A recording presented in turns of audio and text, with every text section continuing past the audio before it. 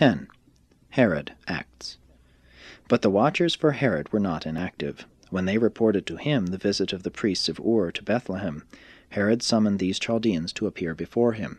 He inquired diligently of these wise men about the new king of the Jews, but they gave him little satisfaction, explaining that the babe had been born of a woman who had come down to Bethlehem with her husband for the census enrollment. Herod, not being satisfied with this answer, sent them forth with a purse and directed that they should find the child, so that he too might come and worship him, since they had declared that his kingdom was to be spiritual, not temporal. But when the wise men did not return, Herod grew suspicious.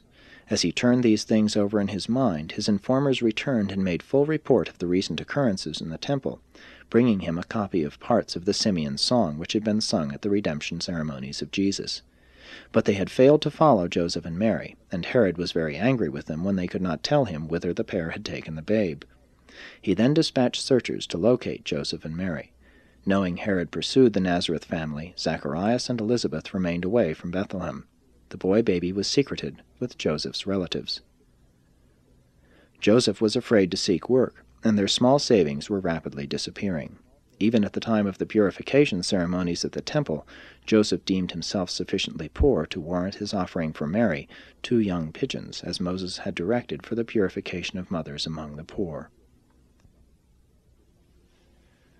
When, after more than a year of searching, Herod's spies had not located Jesus, and because of the suspicion that the babe was still concealed in Bethlehem, he prepared an order directing that a systematic search be made of every house in Bethlehem, and that all boy-babies under 2 years of age should be killed. In this manner, Herod hoped to make sure that this child who was to become king of the Jews would be destroyed. And thus perished in one day 16 boy-babies in Bethlehem of Judea. But intrigue and murder, even in his own immediate family, were common occurrences at the court of Herod. The massacre of these infants took place about the middle of October 6 B.C., when Jesus was a little over 1 year of age.